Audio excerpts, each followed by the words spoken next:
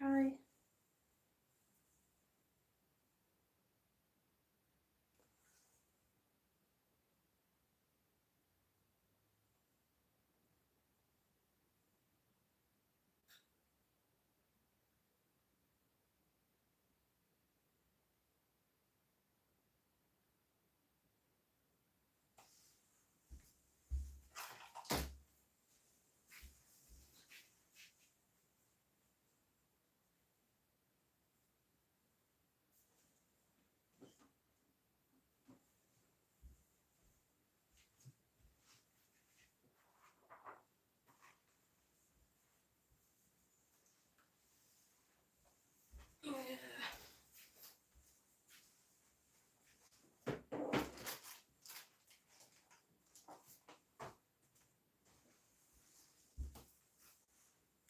I don't know.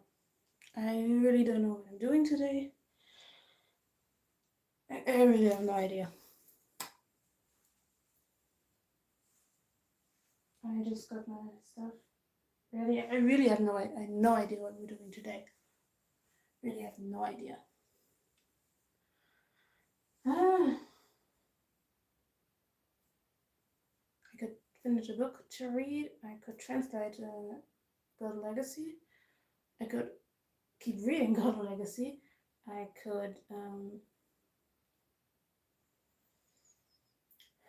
work on fanfiction. Yeah. I don't know what I'm doing today. I really have no idea.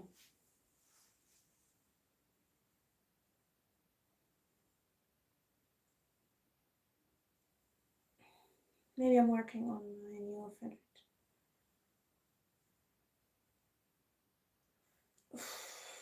I probably won't do shoutouts or greetings in live streams because this is weird. I don't feel comfortable doing this.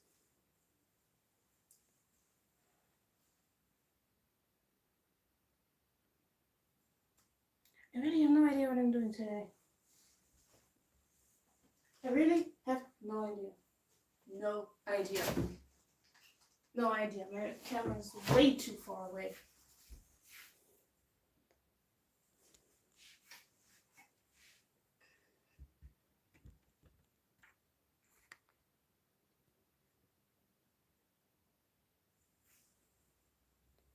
I'm from Germany.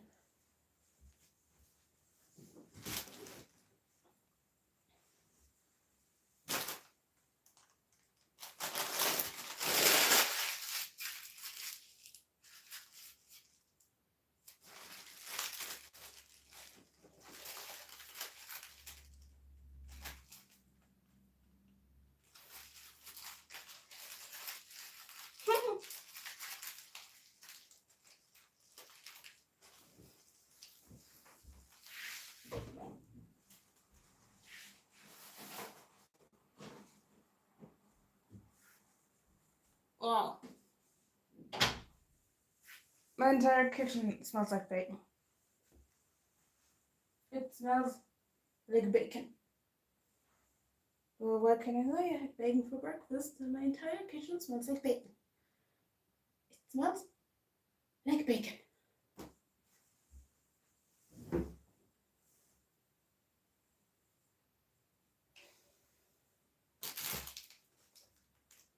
As I said, I really have no idea what I'm doing today. I can edit videos. I can.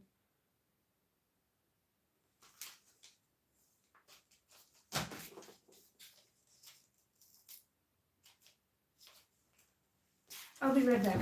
Wait.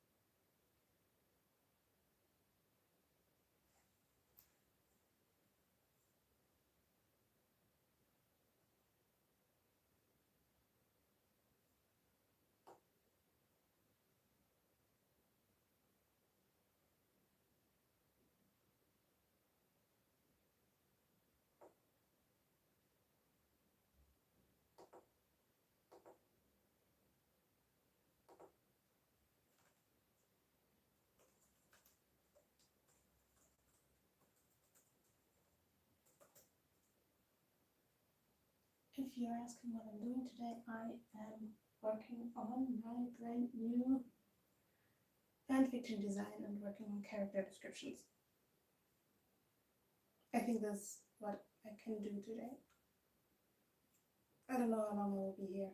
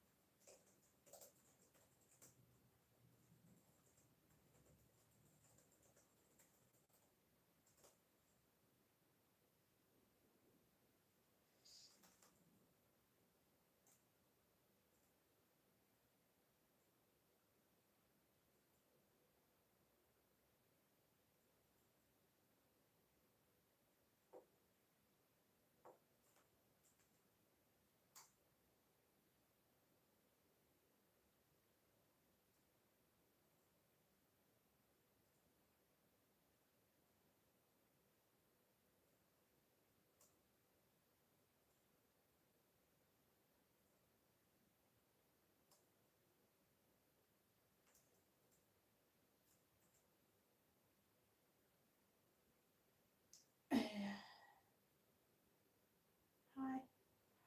I need 1 second. I need paper.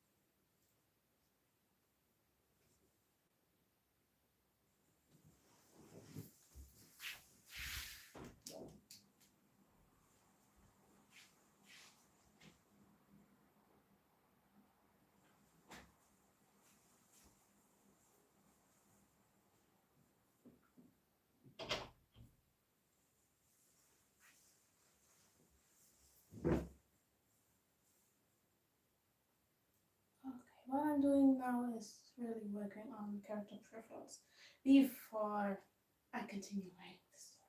I like the story, and I want to make the character introduction, and on the whole concept of the story, put it in a video and post it on YouTube so you can get a better picture of what I want to do. I really want to do this.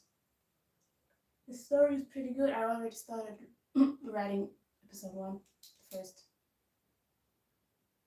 draft, and it's pretty good so far.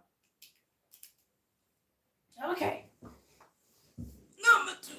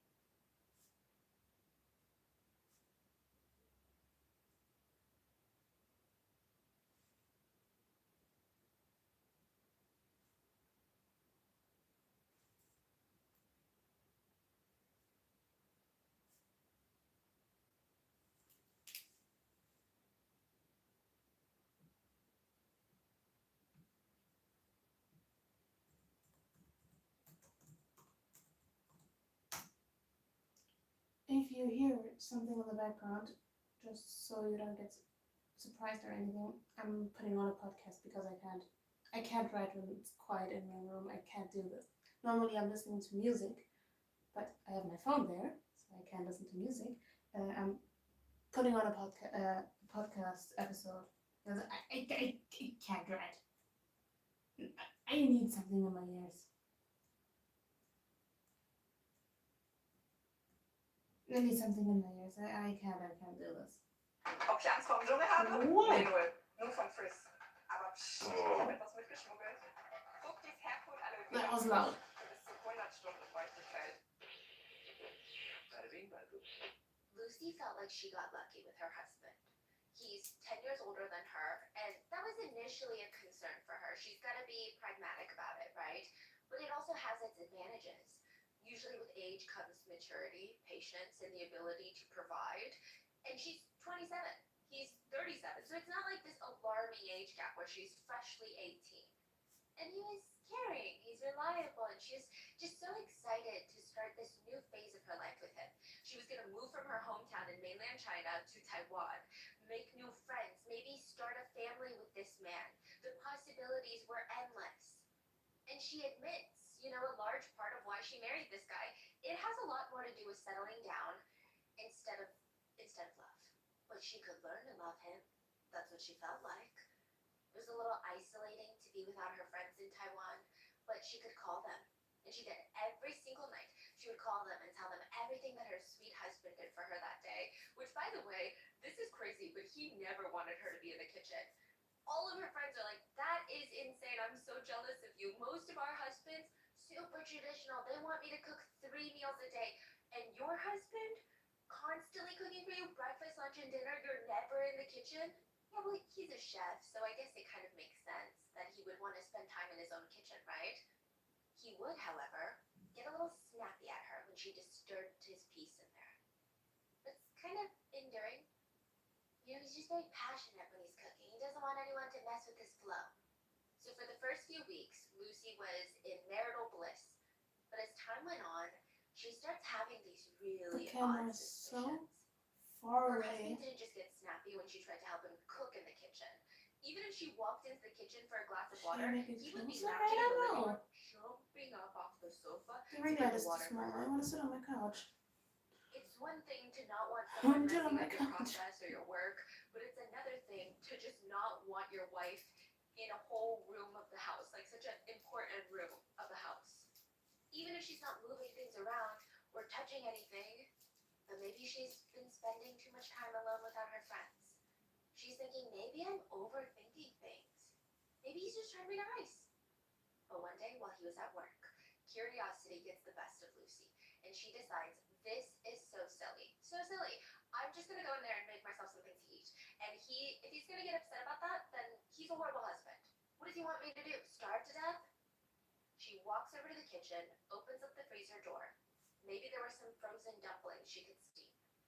But instead, she makes eye contact. Inside the freezer was a woman's frozen head. She had long hair, her eyes were wide open, and staring at Lucy. Lucy slammed the freezer door shut. She ran back into the room, and she's like, I gotta leave now, right? But no, she can't. He knows where her family lives. He knows everything about her. He would know that she saw the head and left. I mean, this man would probably track her down to keep her quiet. The only other option is divorce, but how? She doesn't have a single person in the area that she knows, and she's terrified of this guy. Even going to the cops, what if he hides the head somehow? Lucy decides the only way to survive in the long run is to wait a few weeks before making up some lie that her grandma passed away and she would have to go to her family. She would have to go back home to mainland China. For the funeral, of course. And then she could tell her parents everything that she saw, everything that happened, and then they would help her figure a way out of this. But that meant for the next few weeks, she would have to pretend like nothing was wrong. She would have to control the fear in her voice, her facial expressions. She would have to not flinch whenever he got close to her. Whenever he walked into the kitchen, she would have to not look suspicious. If he suspected that she knew about the head, what would he even do to her? She had to play this right. She would have to sit down at the table, smiling, happy, in love, and get excited over these new dishes that he's cooking, and try not to gag, wondering, where is the rest of that woman's body?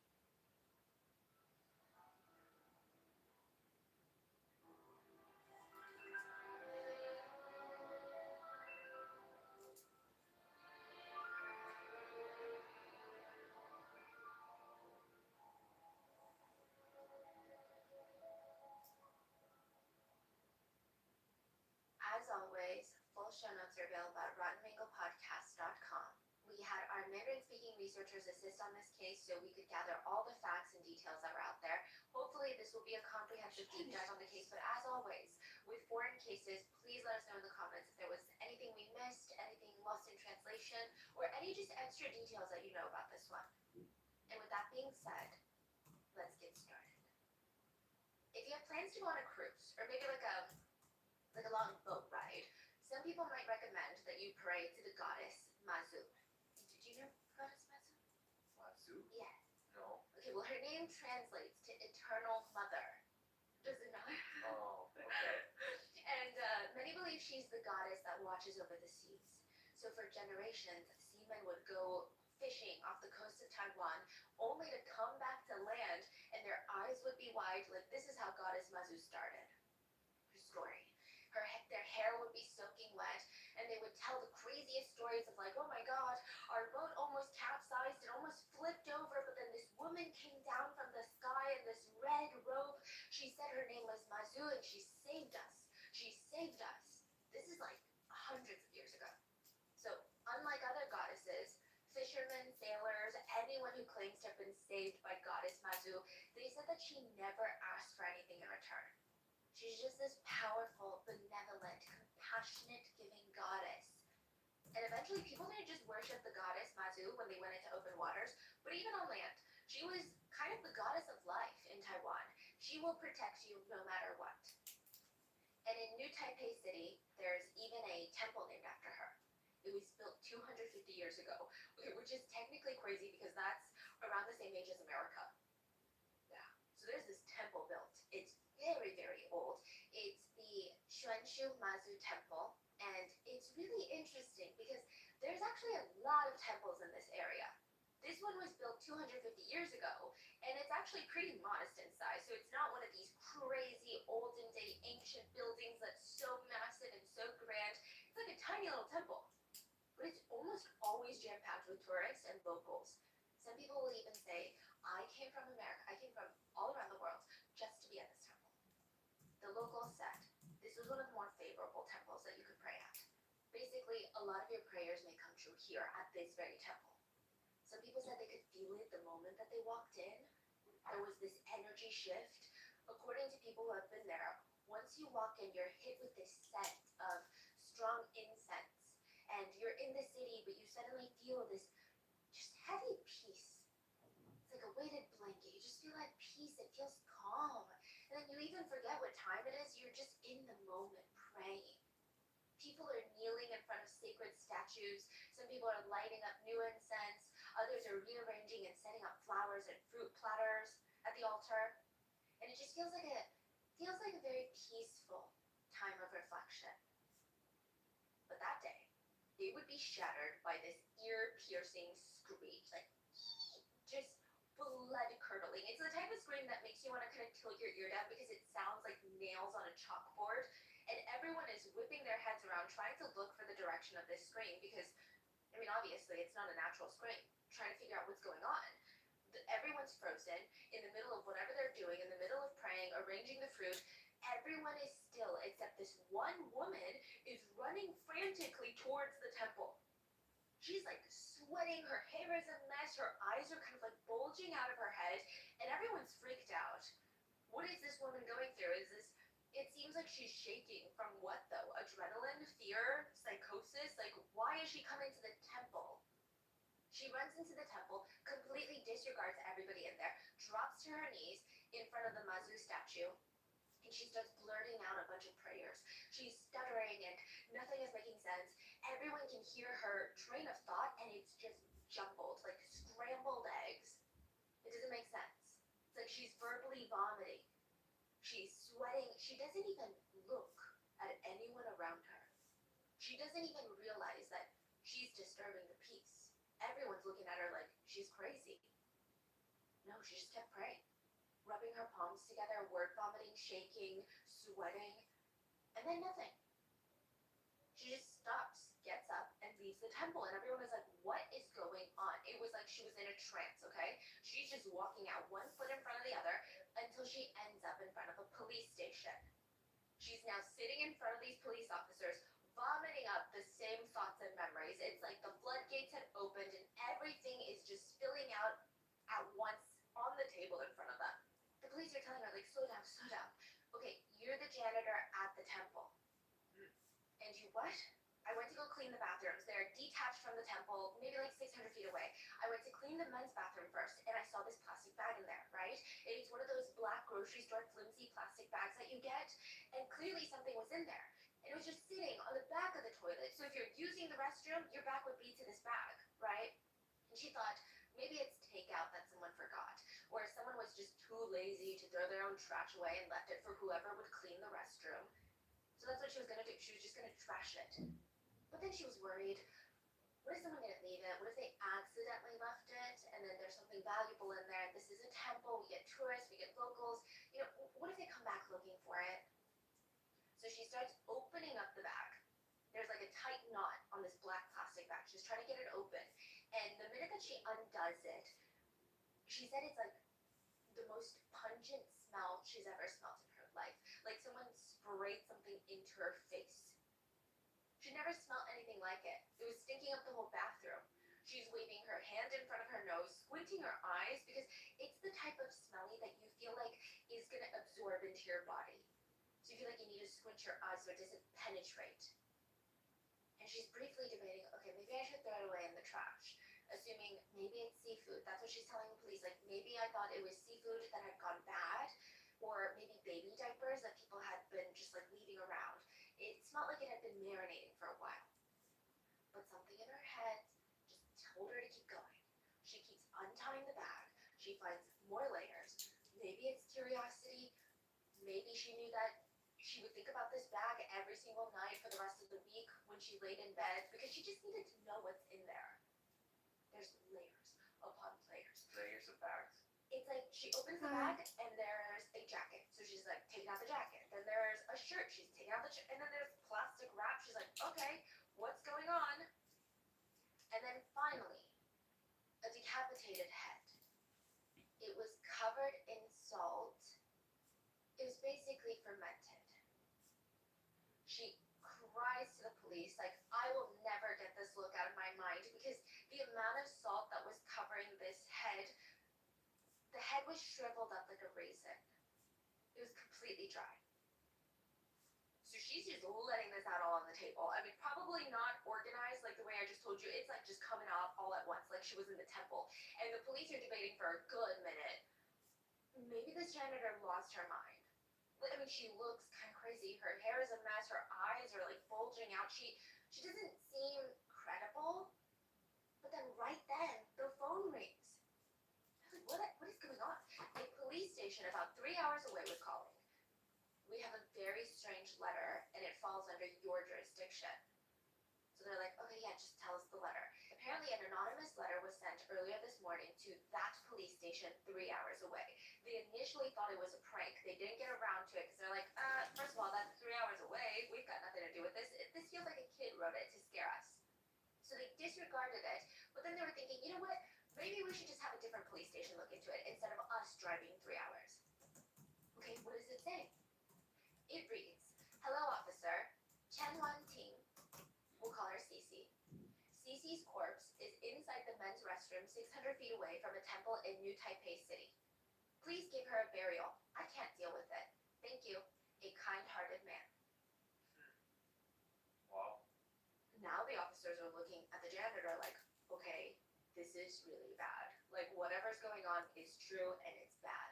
So they rush in their patrol cars, turn their lights on, the whole 9 yards. They start heading to the temple bathroom. They slam open the bathroom stall door and the smell hits them hard. And the janitor was telling the truth. There was this black plastic bag sitting on the toilet. They opened it up, revealed the first layer, another plastic bag. So I guess she had put everything back where it was. Then slowly peeled off another one to find another layer, a woven sack, then a jacket, a t-shirt, a pair of black floral shorts, and then lastly, a female pair of underwear covered in male bodily fluids. Hey Max, ich bin's. Die Lederjacke ganz hinten im Schrank. Bei eBay ist verkaufen kostenlos. Wusstest du das? Also Max, mach mich zu Geld und lass mich nicht hängen. Kostenlos verkaufen, Millionen erreichen. eBay, things people love. And underneath all 7 layers was a woman's decapitated head, covered in salt. And a little note. And the note read, identity equals Chenwanting. Whoever left her head wanted the police to find her corpse. Not only that, but they wanted the police to know who the head belonged to. But why? Wouldn't that go against most criminals' best interest? Yeah. Maybe this wasn't even right. Maybe she wasn't Cece. Maybe this is a red herring. But as of right now, that is the strongest lead that they have, and it was time to figure out who is Cece, who wants her dead, and also where is the rest of Cece's body. The detectives find Cece. Well, they find her apartment. Don't find her, right? And they start questioning her neighbors one by one. And it all started the same. All of them were like, Cece who? Anna's not writing. Literally all of them. Nobody knew Cece. And the police would show them a picture because Cece has a missing persons poster. She's in the database. They show them a picture. She went missing 3 months ago, so not even that long ago. Come on, you guys are the neighbors. And they're like, oh my god, yeah, I know her. But we just called her little sweetheart around here. Like a little nickname. So the police are assuming, well then that must mean you guys are very close to her because why would you call your neighbor a little sweetheart? And all the neighbors are like, no, absolutely not. We were not close at all. Some neighbors stated, some of us felt bad for her, but she was just not that fun of these strange noises that would come out of her unit. Sometimes she would run out in her pajamas, stand in the hallway, and stare at anyone that passes by, and if you happened to make eye contact with her, she would start hysterically laughing. It was weird. There were always men coming in and out of that unit, and I think that they were assaulting her because she would run out of her apartment, her hair would be a mess, and her clothes looked like someone had been trying to rip them off, and she would scream, "This man is trying to assault me." And at first, as neighbors, we tried to help, but it just kept happening so frequently. And sometimes we didn't even know if we could believe her. She was always drunk or high. Some neighbors were a little bit more sympathetic. They said, we just all kind of felt bad for her. And we felt bad for her brother.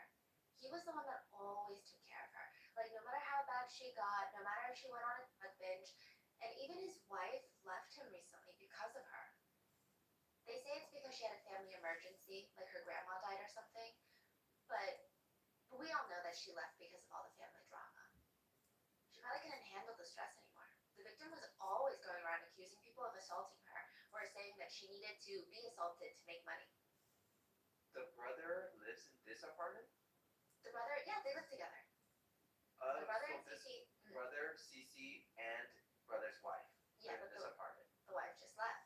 Right. Right. Cece is dead. So the officers, they do more digging into Cece's past. If it you're was- asking what I'm doing, I'm It's working on grim. something here. Okay, so Cece I'm and her working. family, they were dealt some really shitty cards. Cece was the fourth of 6 siblings, which is a huge family. I mean, factoring in 2 parents, that's 8 mouths to feed, and they weren't doing well financially. And then when Cece was a teenager, her father passed away from excessive drinking and I assume liver problems. So now Cece's mom was raising all 6 kids by herself.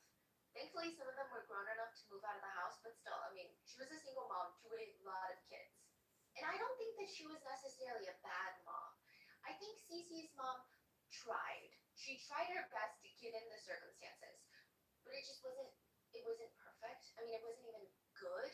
So she was working nonstop every single day, barely had time to rest. She definitely did not have time to educate her children, help them with homework, make sure that they weren't falling into bad influences. Like, the kids were basically raising themselves. She did put food on the table, she put a roof over their heads, but that was about it. She just didn't have the capacity to do anything else. That was her priority. She's not like a tiger mom demanding to know, what are your grades? Like, sit down, show me your report card. She didn't do any of that.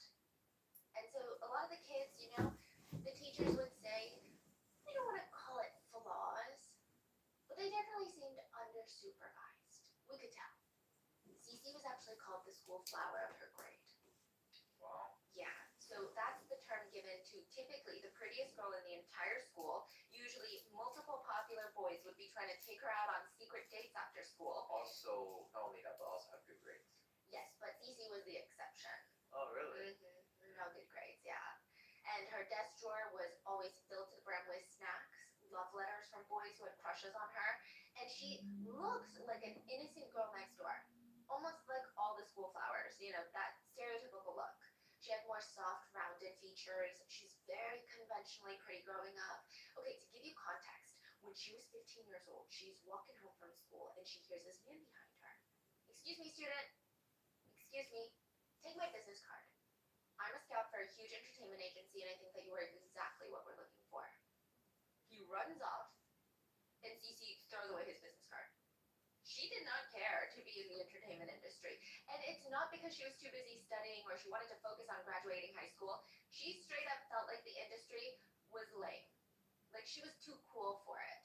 So you know how high schoolers are. And for Cece, it was even worse because she was hanging out with these really intense crowds that felt like school is lame, learning is lame. All of these things are lame. They would smoke, drink, skip class, and do, which is insanely hardcore in Taiwan. Like, even for adults to do drugs, that's crazy. For high schoolers to do drugs, insanity. So to them, everything else was lame. And it seemed like Cece's mom knew what was going on, but she didn't know how to stop it. It's not like she had the funds or the time to just sit there and make sure that Cece went to school. She would yell at her, because eventually Cece would be, it escalated to the point where she was expelled from school. So her mom is yelling at her, but it's not working. Cece drops out of high school and she gets married at 18 years old. Even her friends were like, 18? Like, you should wait. You have so many guys that like you. You should explore your options. Don't tie yourself down so quickly. Like, why would you do that? Cece had what they called lover's brain. There was no talking to her about this guy. She was in so deep. I mean, she felt like this guy was the savior of the planet, the whole reason that she was born for this moment, to be his bride. But to put it mildly, I mean, she was in love with this man. And I'm sure that there's some trauma there. Like, maybe this is the first person that made her feel like she could be herself. Maybe it's the first person that loved her. I don't know. Maybe he was filling some sort of father figure role. So they get married very quickly and then have a child together. Cece is 18 and so is he. And that's where the problem, the downfall of their marriage comes in.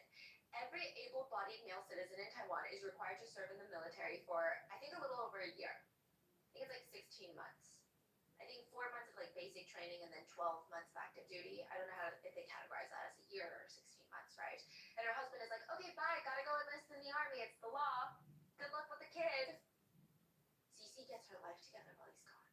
I don't know if it's a conscious choice. I don't know if she sat down one day and was like, we got this. I gotta change. Or if it just like happened gradually. I'm not sure. But while her husband is in the army, she's like the epitome of a try-hard single mom in the best way possible. She's working, cleaning the house, taking care of the child. Any free time she had, she would talk to her friends about how perfect her husband was. She had this calendar where she counted down all the days until he was back. And her friend said it's like someone went into her brain and installed like a love potion where she can only think about this one person and it's her husband. Every single day, she would get so excited to do the little red X on another day, one day closer for her husband coming back. So a few weeks are remaining before he's finally out. And Cece gets a letter in the mail, and she's like skip hopping back to the apartment to open it up. It's from the love of her life, right? She's carefully ripping it open because she's like saving all of his letters. And as she's reading it, her smile is fading. Tears are just streaming down her cheeks. She's gripping the letter tighter and her knuckles are white. By the end of it, all she feels is pure rage and anger. Her husband wrote to her to say, basically, hey, thanks for waiting for me and taking care of our child all alone, but once I get out, I'm gonna live my life. You know, my parents don't think that you're good enough for me and I don't want anything to do with you or the baby. So, good luck. Cece's like, okay, this is gotta be a joke. It's a joke. It's a prank. It's maybe one of those things that people do in the army. Like, you know how you have to get initiated into the army? Maybe the other army bros made him write this, right? And then he's gonna come home in a few.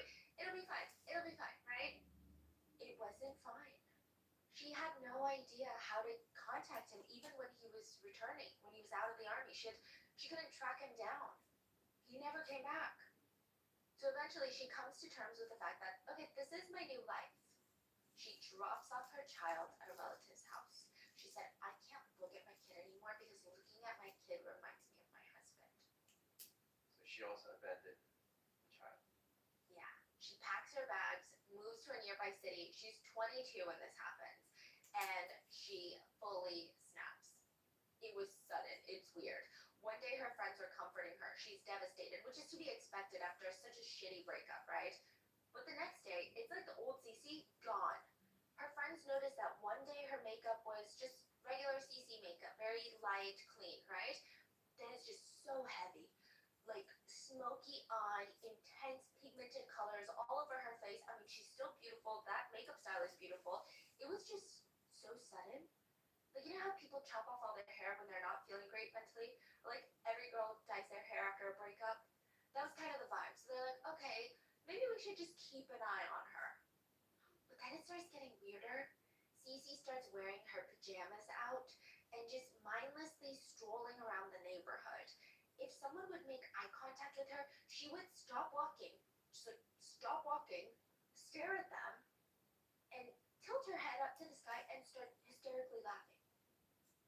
So she's going through something mentally, right? Yeah, and it was kind of creeping people out. A lot of people would cross the street to avoid walking past her. And Cece's friends believe that this is kind of when she went mad. Her only life goal from this point on was just to drink and get high. And it's clear she's trying to self-medicate with whatever's going on in her head. She's not okay. She's not showering. She's not taking care of herself. I mean, Cece's mom is trying to help by giving her around $250 a month, which doesn't cover the necessities, but that's all Cece's mom had left. And Cece would use it on drinking and smoking. No job would hire her, so Cece starts engaging in sex work. Her pricing was $15 to touch her breast, $80 for full intercourse. Or at least that's how it started. And then eventually, when her addiction got really bad and she was really desperate, some clients said that her pricing would drop down to $8 for full intercourse. And the thing that with sex work, okay, personally, I never judge anyone that is engaged in sex work. And I know right now we're in the process of everyone trying to destigmatize sex work, which I think is great. But one reality that just cannot be avoided is when you're engaging in this type of work, person to person, it's very dangerous. Like any person to person job is dangerous. Cece would often bring home clients because she couldn't afford a second location and they didn't want to pay for hotels, or if they did, they're like, okay, then I'm going to deduct it from what I'm paying you. So she would bring these clients home, and oftentimes they would just brutally assault her and leave without paying. And now that she's acquiring more trauma, she needs more alcohol, more to kind of calm that pain down. And all the neighbors knew. They knew what was going on. These clients didn't even try to hide it. I mean, they would just hear terrified screams coming out of that apartment, banging, yelling, threatening, and then a door would slam shut, and then someone's stomping away, and then the door opens again, and Cece's running, demanding to be paid. Originally, in the beginning, some neighbors felt so bad for her that they even gave her money here and there. But they felt frustrated because things would never change. You know, Cece would keep bringing people home, and they would keep assaulting her, and it just, the neighbors felt like, we're not doing so great either, you know? Which brings the investigators to think, okay, what if this is some deranged client? I mean, this wouldn't be the first time, right? Look at everything that happens in the US. Serial killers targeting sex workers because they're easy targets, they go unnoticed. And they have confirmation that Cece's clients were the best law-abiding group of civilians out there. What if some sick, twisted, deranged client had this fantasy that would involve taking Cece's life? So they're like, let's run the DNA. The investigators run the male fluid DNA that was found on Cece's undergarments that were wrapped around her head. They also had CCTV footage of a man walking towards the temple bathroom with a plastic bag in their hand, which I know what you're thinking, okay, that's the easiest way to ID them, right? But the guy is completely covered up. I mean, in the video, it just wasn't that useful, at least right now. Like, to look at that video and then look at all the men nearby, it's not going to work. So the DNA is really everything that they had. They run it. Now, there's a strong possibility that it's not going to match to anyone in the system. That person's not in the system yet.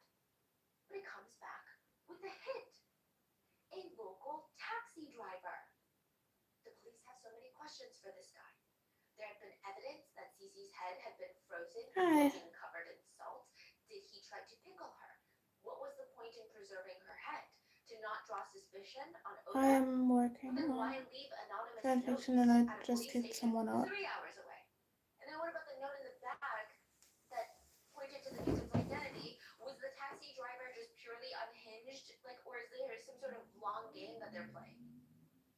The taxi driver did not answer any of these questions. Because he's like, I don't even know Cece was dead. He's explaining, like, you gotta believe me. I only slept with her a few times. I was a client. Like, you can arrest me for that if that's what you want to do, but I didn't murder her. And that's not me on the CCTV footage because that night, I have proof. I have witnesses. I was nowhere near that temple when the bag was placed in the bathroom. I was working. The police checked his alibi, and it cleared. The taxi driver is not the killer. So then who the hell is the killer? It all comes back down to a fortune teller. The investigators are sitting at their desks trying to figure out what the hell is wrong here. It doesn't make sense. Someone killed Cece, and we've got a ton of neighbors that know every little thing that's going on in there, every little mental breakdown that she's had. They saw it, yet nobody saw anyone suspicious, like a new man lingering around. And then it hit them. They're like, okay, all the neighbors, they know so much about her, or at least we thought they did, right? But remember in the beginning when I said as they're investigating, all the neighbors are like, Cece who? Oh, that neighbor, once they see the picture. Records show that Cece legally changed her name to Cece. That's not her real name. Well, it is now. But maybe like a few months ago it wasn't her name. That's not what everyone in the apartment building knew her by. Apparently, Cece had gone to a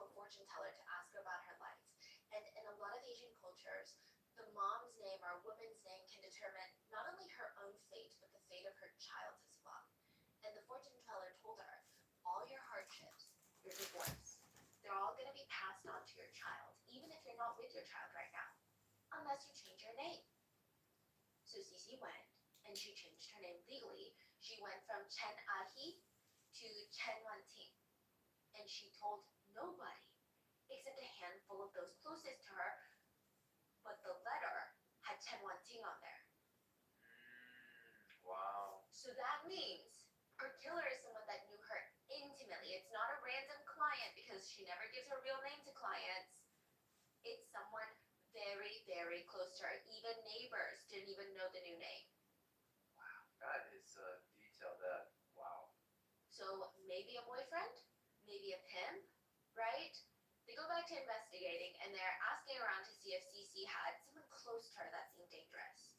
And all the neighbors are like, I mean, I guess this is kind of random, but she did casually mention quite a few times that she had to go sleep with her brother to make money. What? And the police are like, her brother? Like, why would you not say that? And they're like, her brother Fang? That's what we're calling him. And then so they're like, why would you not tell us that when we first asked you about it?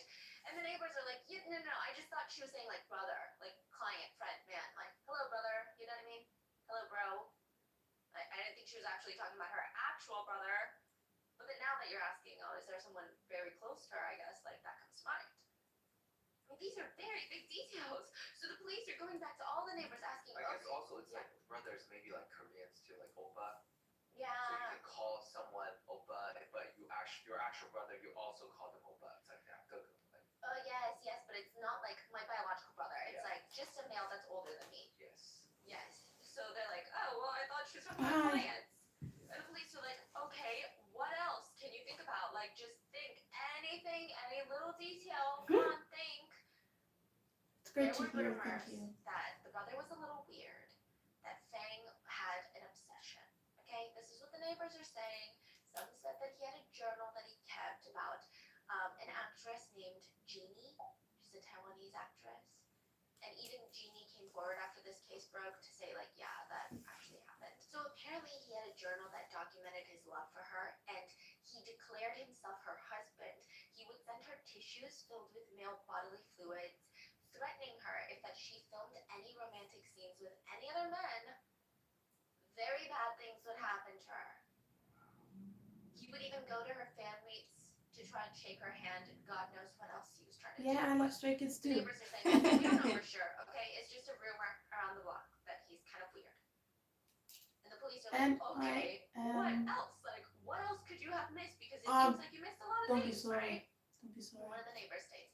And there's But the yes, meat I grinder. am working on a Stray Kids fanfiction concept right These now. days, someone in that apartment unit has been chopping up meat. Like, you can hear the knife hitting the butcher block. So it's like someone chopping up a chicken.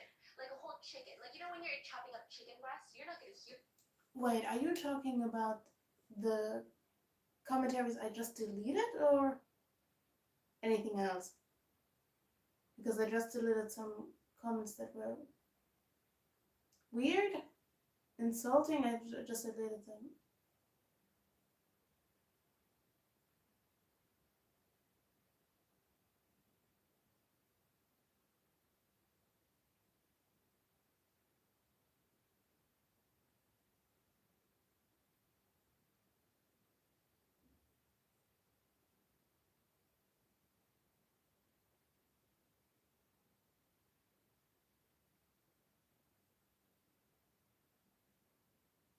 Yes, I do. I have a Stray Kids fanfiction channel. And I love Stray Kids. Why?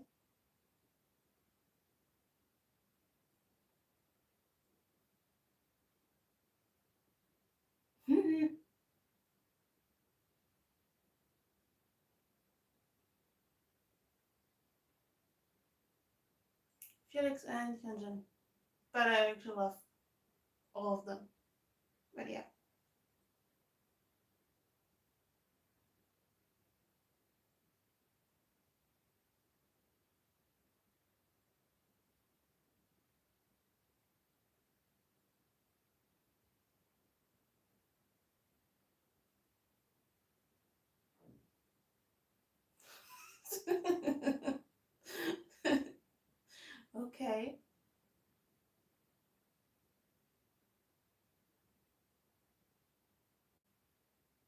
funny thing is, I am working on a Stray Kids fanfiction concept right now. And yeah. I'm working on a concept.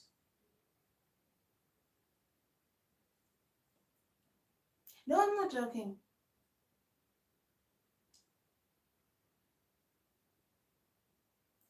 My phone is way too far away, but I can't make my ring light smaller.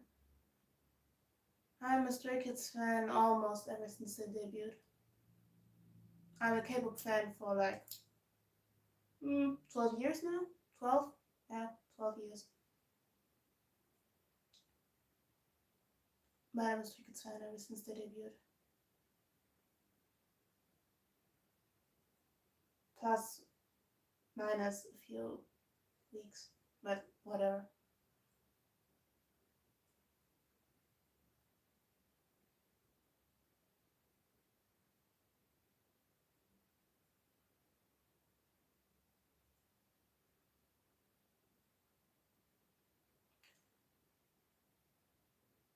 You get me out of concert. I'm working on fanfiction right now, making my thoughts on paper, putting that on my laptop, and want to make the first character introduction. Yeah, I have. The story is a lot, and it's a bit complicated.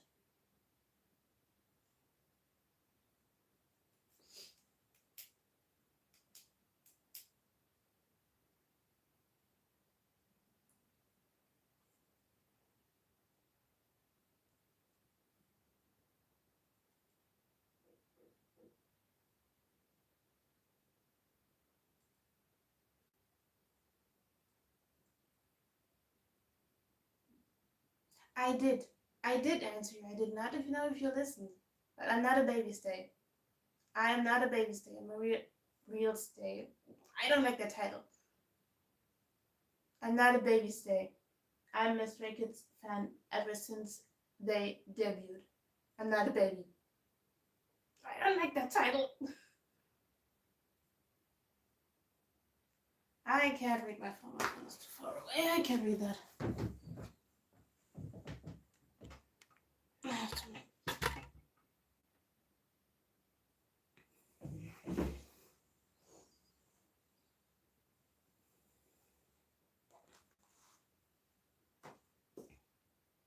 I listen to their music. I love their personalities. I watch some videos of them, but I have other interests than Stray Kids.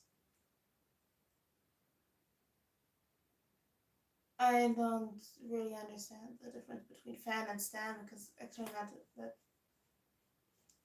doesn't make any difference to me. Stray Kids is not the only thing in my life. I have a job to do, I have friends, I have family, I have other hobbies, I have a YouTube channel to manage. Stray Kids is not the only thing in my life. It will never be, but I still love them, but they will never be the only thing in my life. Wait a second.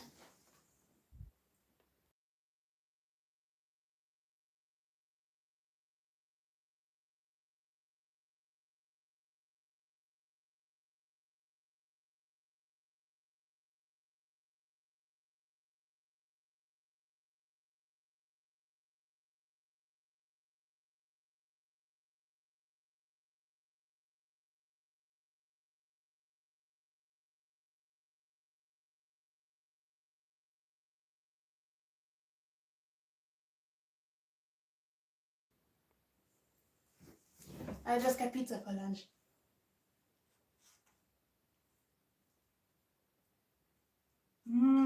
Pizza.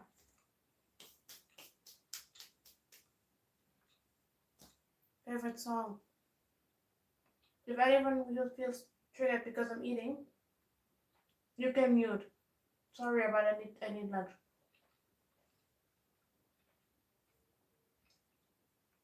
Favorite song. I have too many. Charmer, Beautiful, Elevator,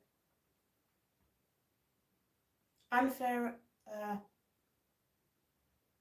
hallucination, ultra.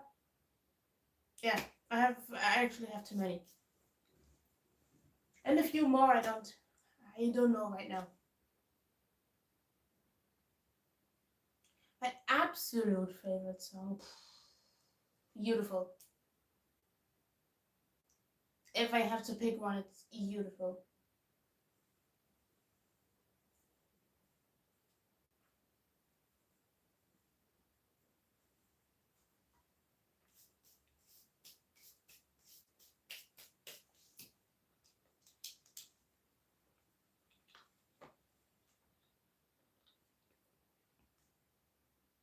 Beautiful? Go search it. I can't believe you don't know this song.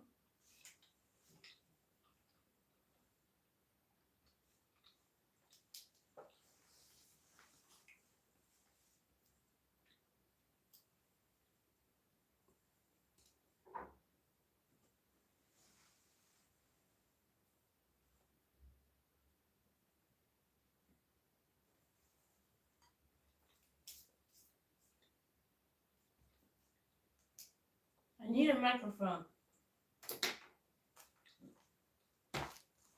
Beautiful. Beautiful. Beautiful. I don't know if you can hear me.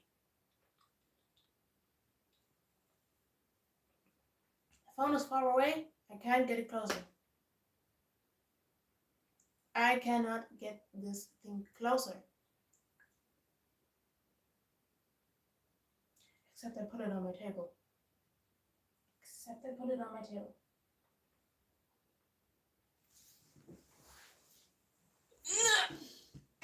I have no idea why my phone is so quiet. This is pretty annoying. Ah, good.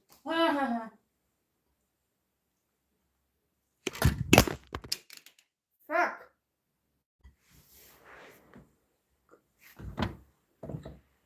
I broke my ring light.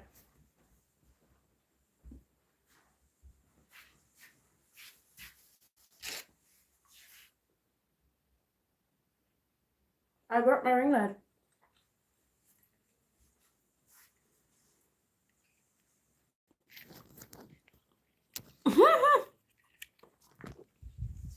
Shit.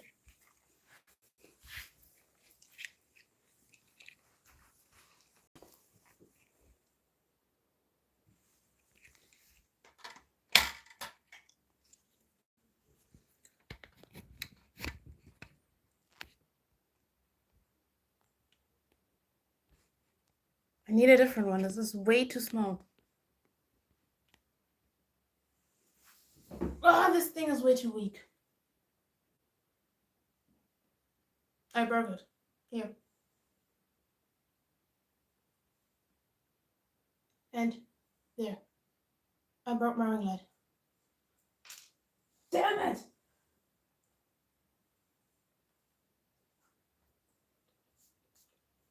Thank you.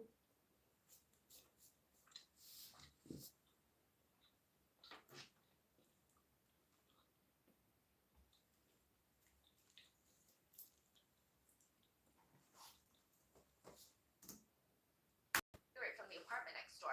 But if I'm there butchering a chicken trying to get through bone, then you might hear it. Well, we keep hearing it. And then the meat grinder is just going nonstop at night. But we never assumed it was strange because the brother Fang is a chef. He works with a lot of meat. We just thought his sleep schedule had just shifted to be nighttime instead of daytime. And like, how are we supposed to know?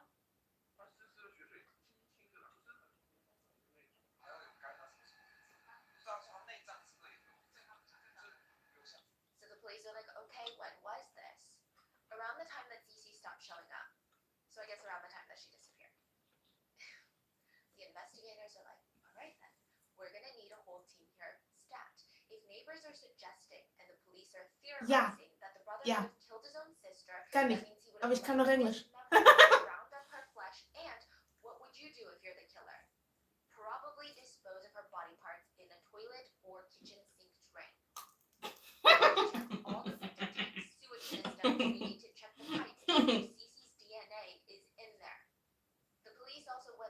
search the unit now with where Fang and Cece live. Irgendwie and they cool. found very curious evidence.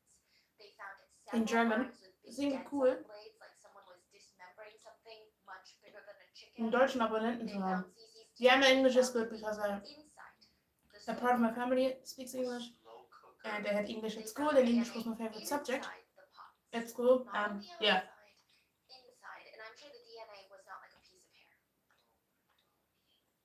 They also found her DNA. Meine Lieblingssprache on war knives. Englisch und meine Familie spricht zum Großteil Englisch. Bitte. That Fang killed his You're own welcome. sister, dismembered her, and Wow. then cooked her remains, probably so it'd be easier I'm to eating, dispose sorry. down the drains or down the toilet. So bear with me. Theory is dismembered, meat I grinder, didn't have cooked, lunch, and then now flushed I'm in the having toilet, right? pizza. I need The to cops eat. found nothing Otherwise I in can't the work. septic tank or the sewage system. Otherwise I can't work. I need a microphone. This is too quiet. I have no idea why my internet is so loud. Oh, so you're saying that he I hope didn't it's not flush falling it again. down? I hope it's not falling again. Hey, Spieler 1, bist du bereit für das hier?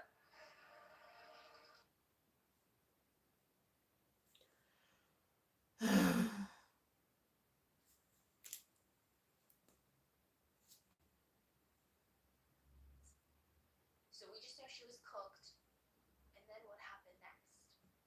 I mean, the obvious question is, did he consume her? Did he let others consume her? We don't know. So Cece's mom, she hadn't been able to get in contact with Cece for the past 3 months. That's why she filed that missing persons report. And ever since she found out Cece had been murdered, she had not been able to get any sleep. She had just so many regrets as a mother.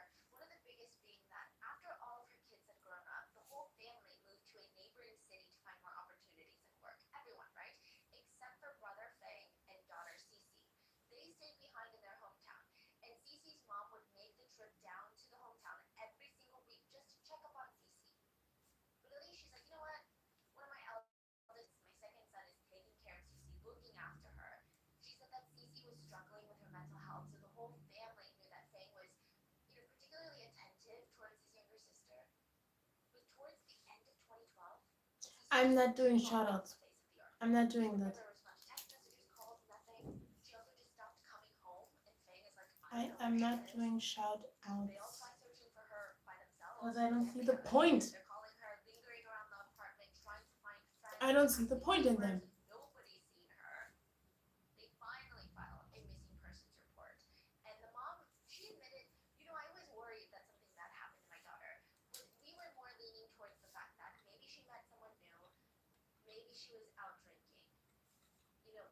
None of them thought that her head would be found in a plastic bag left at a temple bathroom. Which, speaking of, in a last-ditch effort to try and solve this case, the police bring in Cece's mom one more time.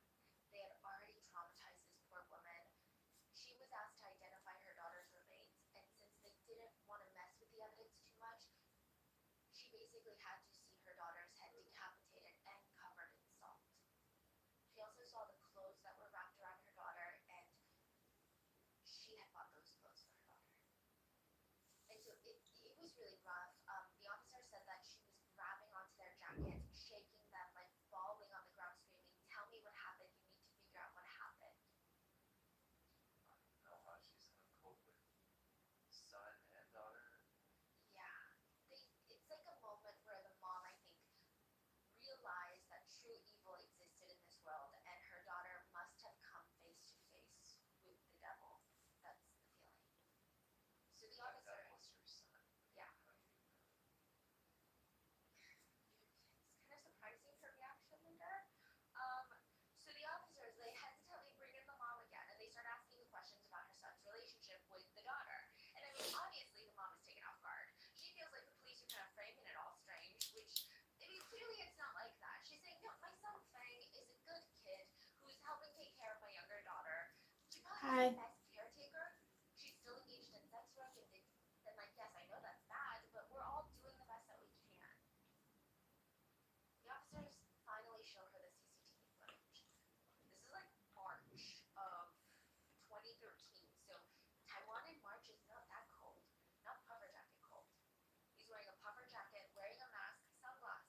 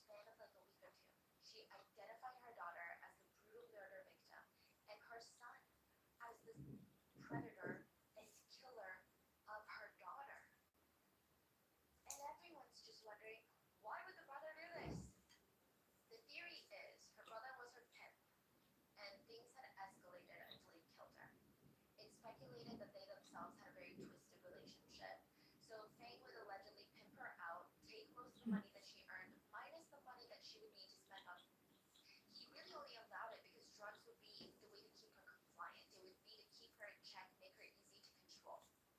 Which is, this part is already so sick and twisted, especially between siblings. But even worse than that, it's suspected that he was really abusing his own sister. Their mom would send Cece $250 a month, which she would ask her son Feng to take the money first and then split it into small payments and give it to Cece throughout the month because she was worried if she gave it to her all at once, it would just go to right?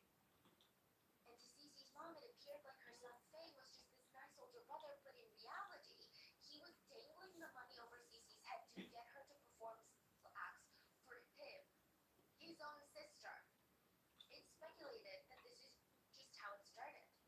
For 14 years. What? And eventually, after 14 years, Cece's not bringing in enough money for Feng. She's becoming a liability. She's 39 years old at this point. She's been in this line of work for the past at least 14 years. I mean, this would have taken a large toll on her mental health, physical health, and if we're being very thorough, also on her appearance because she's been known to be very, very damaging to, I guess, appearance. Not that that's the biggest thing, but in this line of work, it might matter, you know? And Feng decides it's time to move on. He also thinks about his own life. He's like, you know what? I want to start a family. I want to have a wife and kids, and I can't do that when there's strange men in and out of the house, and my sister is making explicit noises in the room next door. Like, I can't do that. What would my wife think? So that's one problem. But another problem is that in China, there's something called a dowry. It's not required by law or anything, but it's pretty standard since there are a lot more men than there are women in China to get married. Men have gotten kind of creative, and it's also a tradition, right? Some men will get creative trying to secure a family. They will bring lump sums of cash to the bride's family, shower the bride with gold, literally gold, gift them luxury items, all these things to be able to marry the woman that they love, right? Now, typically the dowry is different amongst each marriage and class. It's a lot of money, and it typically it shouldn't bankrupt a man and his family, right? So it just depends on how well you're doing financially. But Feng had just met a woman from Fujian on a blind date to anyone to marry her. They don't even know each other. But he said, you know what, she's nice. She's willing to move to Taiwan. The only thing is, he would need to pay $35,000 for a dowry. What's wild, though, is that her family didn't even request a dowry. They said, actually, our daughter being able to move to Taiwan is enough for us. We think that she'll have more opportunities in Taiwan. But he's like, no, I'm gonna get you guys a dowry. I'm gonna take out a loan and give you a dowry. So they get married, he does the dowry, and she's tying up loose strings, his wife, packing her things in mainland China to move to Taiwan. So after his marriage, she's like, you know what? This is the time to get rid of my sister, because there's no other time. Once my wife moves here, I can't get rid of my sister. It's time for my sister to be useful again. Feng had worked in the insurance industry before all of this, so she knew a lot about life insurance, how it worked, how to get paid. So starting in 2011, this is 2 years before the murder. It's a meticulously thought out plan. Feng starts buying up life insurance policies for his sister, totaling up to $250,000, $250,000, 2 years before her death. Then he killed her, and then he sent the letter. Now, this is not for his own guilt that he wants his sister to at least be buried and rest in peace. No, it was for insurance purposes. Feng knew that if his sister's death couldn't be confirmed and she had only disappeared, he would have to wait on average 7 years to claim the money. That is too long. He needed the authorities to know who this was so that they could confirm her death, and he could get paid $250,000.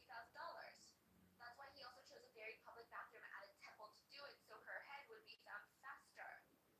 But he did try to confuse the police with the taxi driver DNA, so he found underwear, wrapped her in it, right? And he made sure to kill his sister before his new wife moved in, slowly disposing of her remains. So it's assumed that the rest of her body was dismembered and ground up. But the only problem was, he needed to keep the head because that's what would give him the life insurance payout. That's the ID. And he didn't have time to get rid of the head before his new wife moved in. So the wife doesn't even know that's the sister. No, because she never met the sister.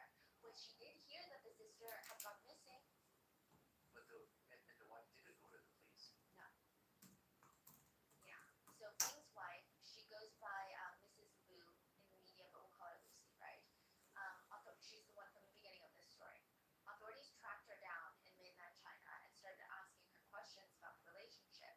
And they said at first she seemed really traumatized and scared. She like refused to talk. She kept asking if they were 1,000% sure if Fang was going to be locked up for good for this. And when they finally assured her, yes, he cannot touch you, cannot do anything to you or your family, then she started telling them the story of how she found a head in their freezer. She said that she moved to Taiwan looking for a better life compared to her hometown. That's honestly a pretty big reason why she married him, right? But when she got there, she realized pretty quickly, okay, it's kind of the same as my hometown. Like it's not bad, but it's the same as my hometown, same amount of opportunities, but instead I'm away from my family and friends. Instead I'm isolated. So it's just kind of, for her personally, she didn't like it. And now that she had married this guy, she's like, okay, maybe we can find love. She tries so hard, and at first it was kind of cute. He's cooking, he's always in the kitchen, and she thought he always seemed mature. He had a provider mindset, right? But then slowly, after she saw the head in the fridge, and even just a little bit before, there were these little red flags that she would see. He kept telling her, after the head, that he bought her. Like, he didn't say he married her, he said he bought her. That she was his, and he could return her or do whatever else he wanted with her because she belonged to him.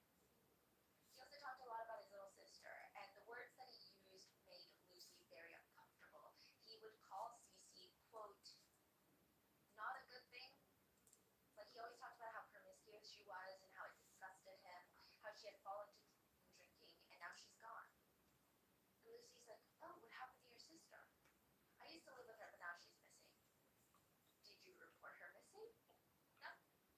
Lucy remembered trying to bring up Cece again and again, and she's like, okay, if your sister's missing, like, no matter how much you disagree with her lifestyle, you still have to report her missing because that's basic human decency, right? But Fang refused. He yelled at her to stay out of it, don't stick her nose in where it doesn't belong, and know her place, basically. So that, with the head, I mean, she's in Taiwan, she's got no friends, no one to trust. It felt like Fang would just kill her too if he knew that she knew about what he did. Even if he suspected that she knew, her life was in danger. So she waited a few weeks to come up with a believable lie that her family member died and she had to go back for the funeral. She managed to escape to her family, but she had zero proof of what she saw. And at that point, she said, he's probably gotten rid of the head. Even when she was telling her family about it, some people were looking at her like she lost her mind. I mean, there was no way that the police were going to believe her, and if they investigated without convicting Fang, she would have a big target on her back. She knows he would have killed her too. She knows it, even if she never saw the head. Because now, after learning about all this, Lucy said, after moving to Taiwan, he kept bringing her to all these life insurance companies trying to get life insurance on her, and they all said, we can't because she's not a permanent resident of Taiwan yet. So she can't have life insurance here. She can have it in mainland China, but not here, at least not right now. And she said Fang seemed really disappointed. And she's like, well, I don't have plans on dying anytime soon. I'm in my 20s. Hochland. Ein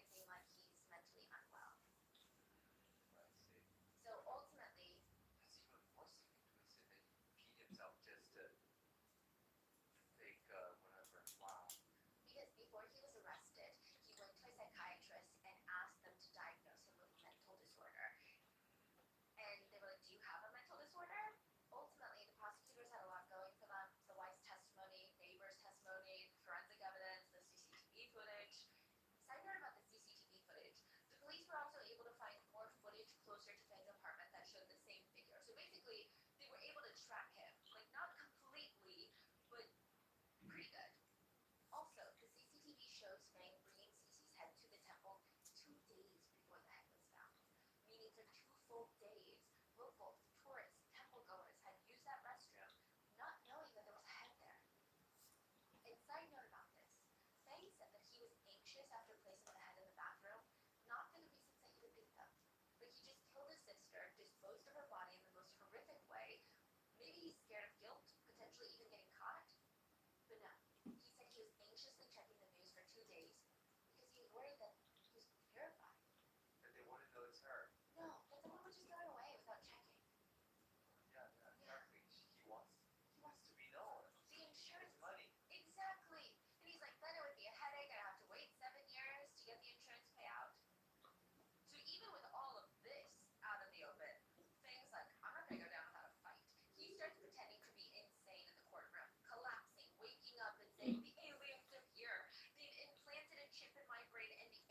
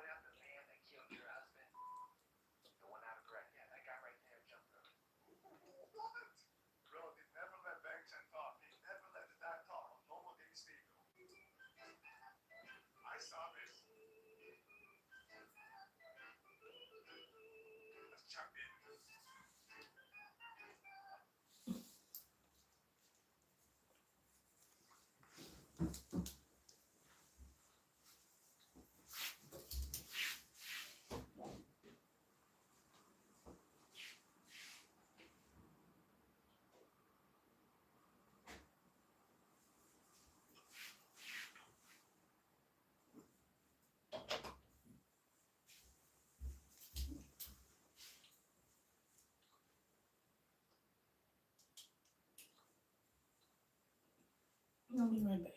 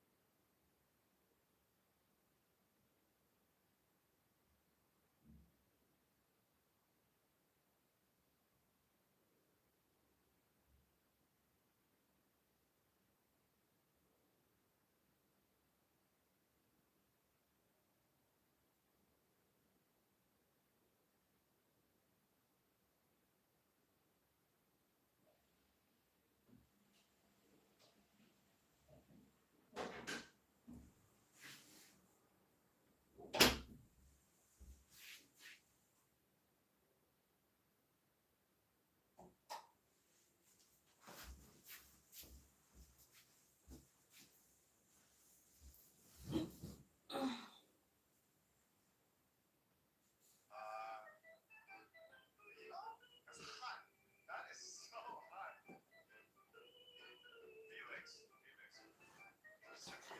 I am. You know what I'm tripping over the most? I get the point on this TikTok, right? The first gentleman over here. I'm not even gonna deny the fact that he looks like Bang Chan. The resemblance. What if this is Bang Chan's long lost younger brother? Cousin. Similarities are incredible.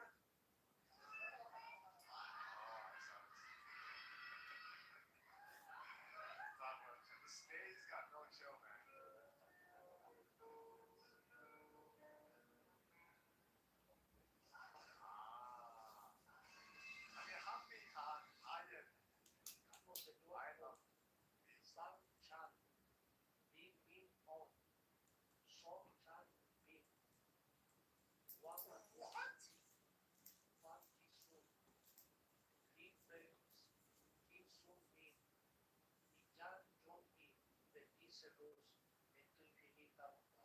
What is this? Why is the priest saying all the strangest members' name? What can possibly be the context behind it? Does someone like write down straight his names as like a prayer and the priest was reading it?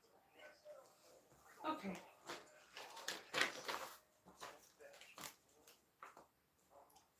I made some notes.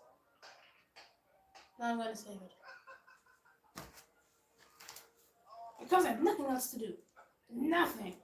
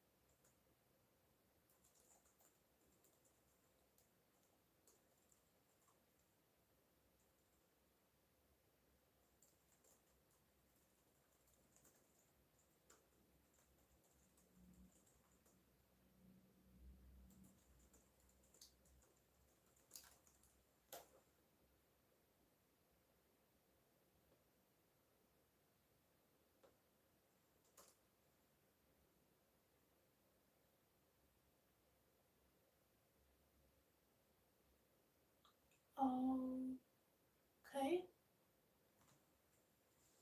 I'm not mad. I don't know what your problem is.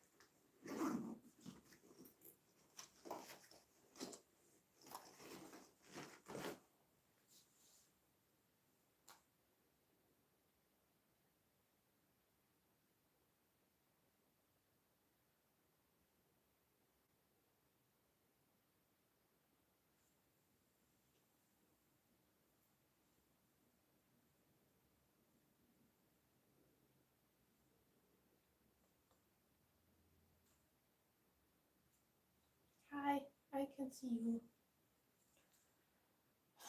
Wait, I need my pen. I lost my pen.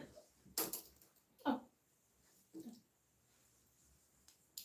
I'm still here. I'm working on something.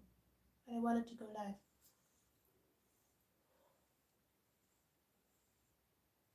I don't know what to talk about. I can't talk if no one's asking. This is weird, I know.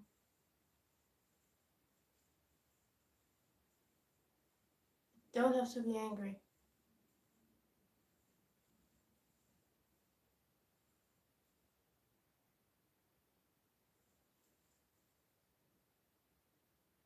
Me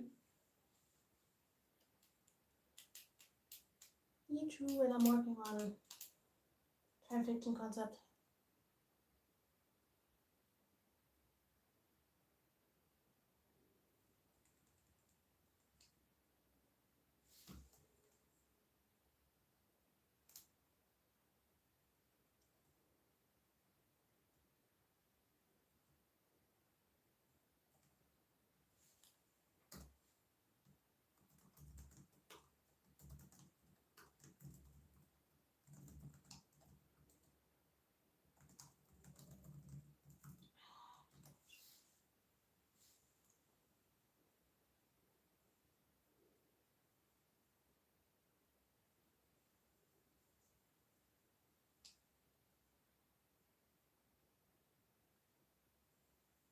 I'm not much of a talker, I said.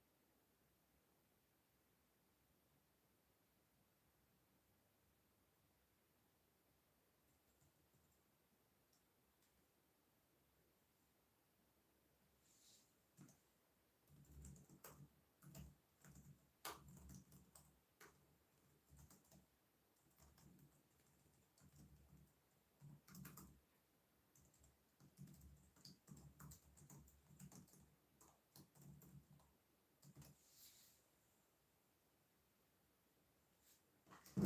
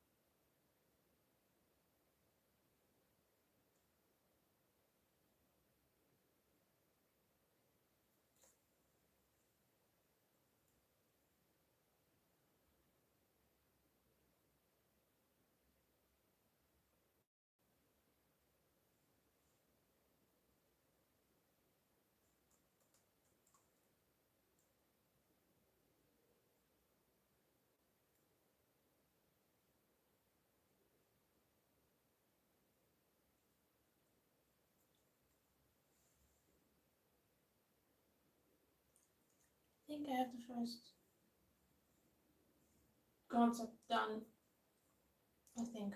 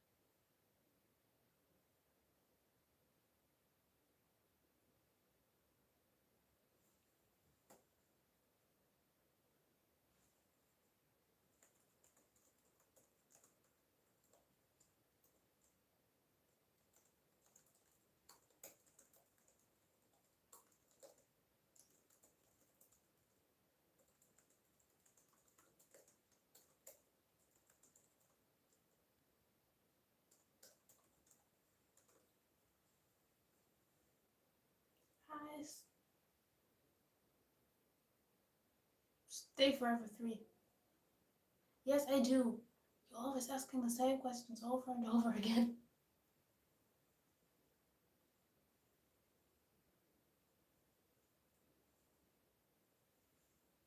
Same questions over and over and over and over.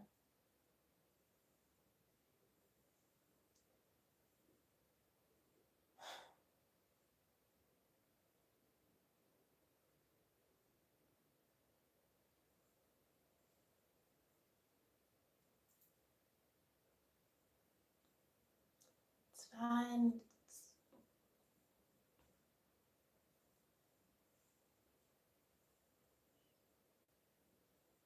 Oh, my neck. Oh.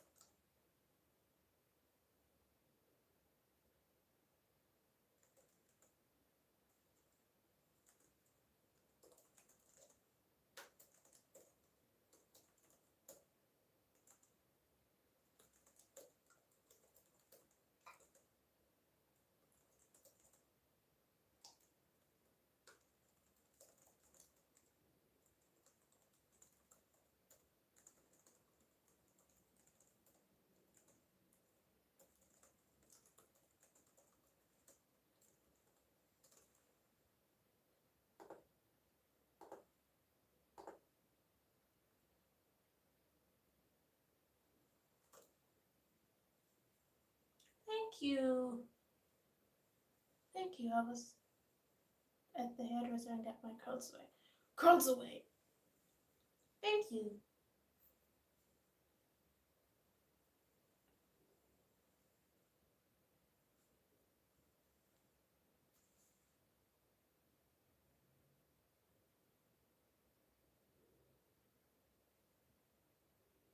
Sometimes I actually forget how long I can sit on a concept for a fan fiction. We are alive for 2 hours now. 2 hours, and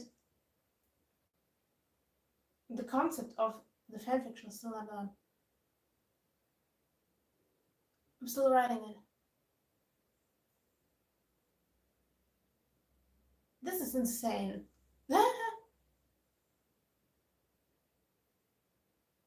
Thank you. I got so many compliments today. This is. I can't handle compliments.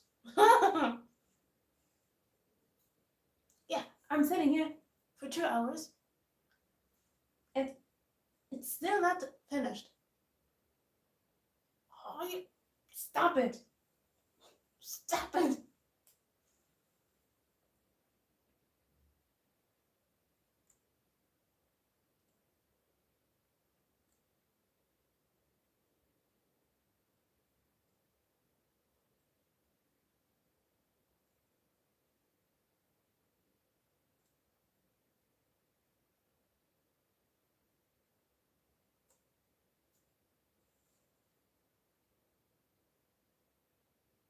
Oh, you must have. That's cool.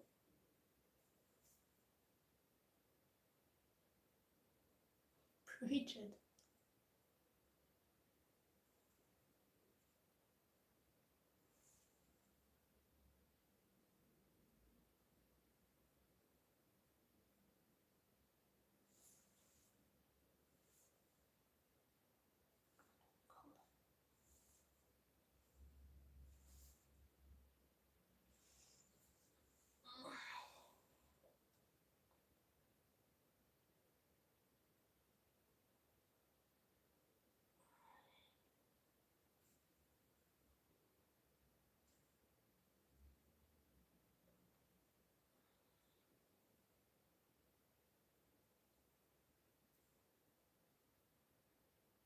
My neck hurts.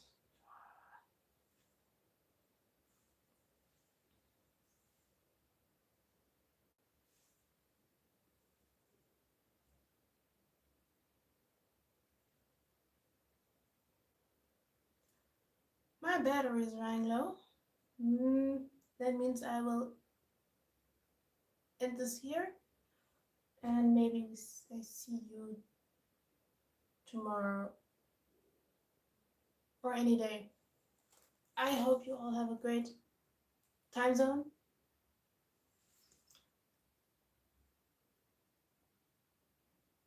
Yeah. I will end this here, and I'll see you soon because my battery is running out.